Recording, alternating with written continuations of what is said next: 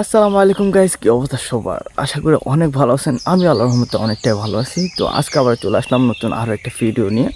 তো সকাল সকাল উঠে পড়ছি, এখন সকাল 7টা বাজে। যেহেতু রমজান মাস, এখনও সবাই ঘুমাচ্ছে বরাবরে আগের মতোই। তো এখন মেবি 13 রমজান চলতেছে। তো আজকে সকালবেলা এখনও 7টা বেজে গেছে, বাট এখনও সূর্য ওঠে নাই, কারণ কুয়াশা অনেক পরিমাণ পড়ছে। রাত্রিবেলা এমন পরিমাণ কুয়াশা পড়ছে যে মনে হচ্ছে যে বৃষ্টি পড়তেছে। গতকালকে সন্ধ্যাবেলা কিন্তু আবার অনেক মেঘলা মেঘলা করছিল, তারপরেও কিন্তু বৃষ্টি আসে নাই। এখন যেহেতু কুয়াশা পড়ছে, আমার মনে হয় না যে আজকে বৃষ্টি হবে। বৃষ্টি হওয়াটা ইম্পর্টেন্ট, যেহেতু ক্ষেত খামার করতেছে, ধান ক্ষেতের মধ্যে কিন্তু এখন পানি দরকার, সেজন্য বৃষ্টিটা ইম্পর্টেন্ট। আর তাছাড়া আমের ভুল করছে, সেটার মধ্যে বৃষ্টি যদি হয় একটু, তাহলে কিন্তু চোস হবে। গাইজ, যে পরিমাণ কুয়াশা পড়ছে, যদি আমি ধান ক্ষেতটা দেখাই তাহলে বুঝতে পারবেন যে কুয়াশাটা কী পরিমাণ পড়ছে। এখন ধান ক্ষেতের মধ্যে যে ধানের যে চারাগুলো আছে, সেগুলোর উপরে কিন্তু পানি জমে আছে, যেটা আসলে দেখার মতো। মনে হয় যে বৃষ্টি হয়েছে, এরকম অবস্থা হয়েছে। আর তাছাড়া আমি চলে যাবো এখন। আমি আমার ধান ক্ষেতের মধ্যে, আমি গত ভিডিওতেও বলছি যে আমি একটা ক্ষেত করছিলাম, সেটার মধ্যে যাইতে চাইছিলাম, বাট যাইতে পারি নাই অনেক কুয়াশার কারণে। তো আজকে আমি আমার ধান ক্ষেতটা যাওয়ার চেষ্টা করবো। তো চলো আমরা ধান ক্ষেতে যাওয়া যাক। ধান ক্ষেতটা যদি আমি দেখাই, তাহলে এখন যে পরিমাণ কুয়াশা পড়ছে, এই ক্ষেত পরে ধান ক্ষেতটা আমার 4 ঘন্টা আসলে বহির্বাসা যেটা, সেটা কিন্তু ঘন্টা হিসাব করে না, সেটা কাঠা হিসাব করে। বাট কাঠাটা আমি তেমন একটা বুঝি না, 4 ঘন্টাটা আমি বুঝি। আমি ক্ষেত খামার সম্পর্কে তেমন একটা বুঝি না, যেটা সত্যি কথা বলতে। আমার মতো বয়সী যারা আছে, তাদের হয়তো বা এইসব বিষয় নিয়ে কথা বলার কোনো দরকার হয় না। যখন আসলে এগুলা নিয়ে ভাগাভাগি হয়, তখন এগুলা মানে এইগুলোর ব্যাপারে আসলে চিন্তা ভাবনা করে, এগুলা কি তখন বোঝার চেষ্টা করে। গ্যাস, এখন যে পরিমাণ কুয়াশা পড়ছে, আমার মনে হয় না যে আসলে যাওয়াটা ঠিক হবে। তারপর আমি যেহেতু ভিডিও করতেছি আজকে, এই উদ্দেশ্যে ভিডিওটা করা যে আমার ধান খেতে আমি কি হয়েছে না হয়েছে সবগুলো দেখাবো। আমি অনেকদিন ধরে ধান খেতে যাই না, আসলে কি প্রবলেম, কি সমস্যা হয়েছে, এটা কিন্তু আমি দেখতেছি না। যেহেতু ইঁদুরে কাটার জন্য আমি কিন্তু আর্থিং একটা লাইন ব্যবহার করছি, সেটাও অনেক দিন হয়েছে আমি মানে লাইনটা দিচ্ছি না। লাইনটা কীভাবে দিচ্ছি না দিচ্ছি সেটা কিন্তু অবশ্যই আমি ভিডিওর মধ্যে দেখাবো।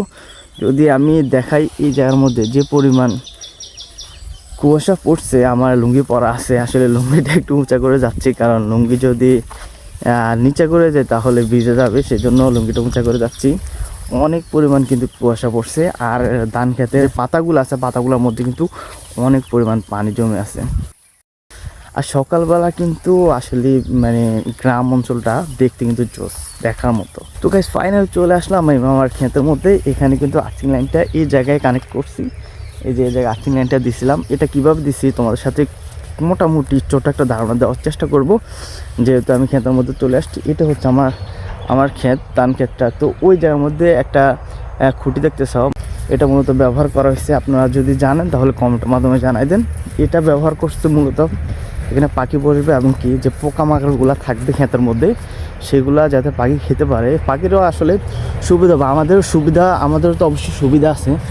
আমাদের সুবিধাটা হচ্ছে যে পাখি যখন পোকামাকড় খাবে, তখন কিন্তু আমাদের ধান ক্ষেতটা সুন্দর সুস্থ থাকবে। সেই জন্যে আমরা ওই লাঠিটা ব্যবহার করছি আর কি, যাতে পাখি বসে সুন্দর মতো খাওয়া দাওয়া খেতে পারে। যদি আমি দেখাই আমার আর্থিং লাইন যেটা, সেটার মধ্যে আসলে এটার আর্থিং লাইনের সিস্টেমটা হচ্ছে যে গুণাতার একটা ব্যবহার করতে হবে। এটা অ্যাভেলেবল বাজারে গেলে পাওয়া যায়। তো গুণাতারটা ব্যবহার করার পরে গুণাতারটা নিয়ে আসে আপনার যতটুক ক্ষেত আছে ততটুক থেকে কিন্তু গুণাতারটা নিতে হবে। একটা আইডিয়া করতে হবে যে আমার ক্ষেতটা এতটুকু আছে, এতটুকু আমার গুণাতারটা লাগবে। একটু বেশি হলে তো প্রবলেম নেই, কিন্তু কম হলে সমস্যা আর কি। তো এটার এক কোণা থেকে শুরু করবেন। ধরেন আপনার জমিটা হচ্ছে স্কোয়ার সিস্টেম, তো 4 কোণা থাকবে। 4 কোণার যে কোনো এক কোণা থেকে শুরু করতে হবে। এক কোণা থেকে শুরু করে পুরোটা ঘুরে আবার ওই কোণা পর্যন্ত চলে আসতে হবে। মানে ওই কোণা পর্যন্ত আসার পরে যে কোনো কোণা থেকে আবার যে বাইরে থেকে যে লাইনটা আনবেন, এটা ফেজ আনতে হবে আর কি। একটা ফেজ আনলেই যে কোনো কোণা থেকে আপনি কানেকশন করে দেবেন, করে দিলে কিন্তু পুরোটা পেয়ে যাবে।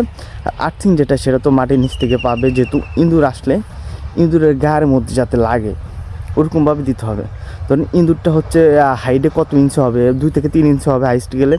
তো আপনি 1 ইঞ্চির মধ্যে আপনার গুণাতারটা, মানে আপনার লাইল যেটা, আমাদের আঞ্চলিক ভাষায় এটা লাইল বলে, আপনাদের ভাষায় কী বলে জানি না সেটা। তো লাইল যেটা, সেটা মধ্য দিয়ে কিন্তু সেটা সাইড দিয়ে যেতে হবে।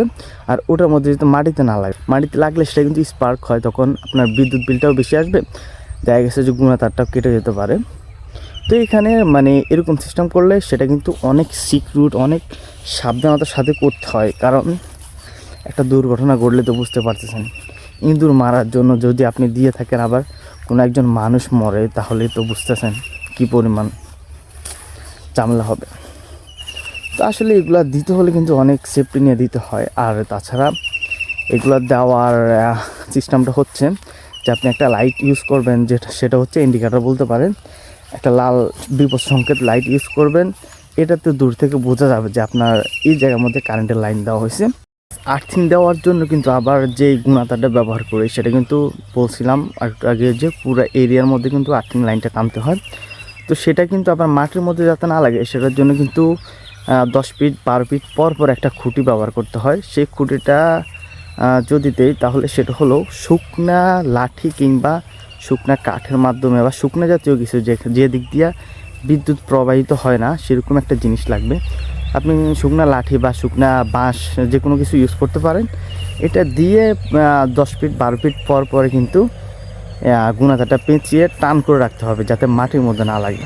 গাইস, জমির যে লাইল আছে, লাইলের মধ্যে যে পরিমাণ ঘাস হয়েছে, এটা কিন্তু গত কয়েক বছর আগে কিন্তু ছিল না। এখন আমাদের এলাকার মধ্যে তেমন একটা গরু ছাগল এগুলা পালে না, সেজন্য আসলে অনেকগুলা ঘাস কিন্তু এই লাইলের মধ্যে জমে আছে। এটা কিন্তু আগে ছিল না। আগে মারামারি লাগতো, লিটারেলি মারামারি লাগতো যে লাইলের মধ্যে থেকে আরেকজনের ঘাস কেটে ফেলছে কেন, এর ঘাস ওই কেটে ফেলছে কেন। কিন্তু এখন যে পরিমাণে ঘাস হয়েছে, এখন মানে কাটার মতো কেউ নাই, মানে গরু ছাগল তো কেউ পালাই না তেমন একটা। দুঃখের কথা কি বলবো, ধান খেতে গেছিলাম, এত পরিমাণ কুয়াশার কারণে আমার জুতাটা পর্যন্ত ছেড়ে গেছে। আমার জুতাটা অনেক দিন দিছিল, বাট এখন আজকে জুতাটা ছেড়ে গেছে, মানে কুয়াশার কারণে পানি লাগছে, তো সেজন্য জুতাটা ছেড়ে গেছে। গাইজ, গত 2 বছর আগে আমি 3টা আম গাছ লাগাইছিলাম। এটা অনেক ছোট ছোট লাগাইছি, বাট এখন এটা মোটামুটি বড় হয়েছে, এরকম সাইজের হয়েছে। এই যে এটা হচ্ছে একটা গাছ, এরকম সাইজের হয়েছে। তো 3টা গাছের মধ্যেই একটা গাছে বোল করছে, মানে এত ছোট একটা গাছে বোল করছে, এটা অবিশ্বাস্য ছিল। এটা হয়তো বা হাইব্রিড দেখে বা কলম করা সিস্টেম নাকি, আমি বলতে পারি না শিওর দিয়া। তো এটার মধ্যে মূলত বোলটা করছে, যেটা কিন্তু অনেক ছোট একটা গাছ, বাট এটার মধ্যে বোল করছে। ভাই, আম গাছ, কোনো আম গাছ বাদ নাই আমার মনে হয়, সবগুলো আম গাছে কিন্তু বোল করছে। এটা আল্লাহর একটা অনেক বড় নিয়ামত। তো গাইস, জুতা ছেড়ে যাওয়ার দুঃখ নিয়ে আজকের ভিডিওটা এই পর্যন্ত থাকলো। যারা যারা আমার চ্যানেলটাকে সাবস্ক্রাইব করে না, অবশ্যই সাবস্ক্রাইব করে দেবা, আর একটা কমেন্ট করে তোমার মূল্যবান মতামত জানাই দিবা। যদি সেটা করতে অসুবিধা হয়, তাহলে একটা লাইক মাস্ট করতেই হবে। তো সবাই ভালো থাকবেন, সুস্থ থাকবেন, নেক্সট ভিডিওর জন্য অপেক্ষা করবেন। আল্লাহ হাফেজ।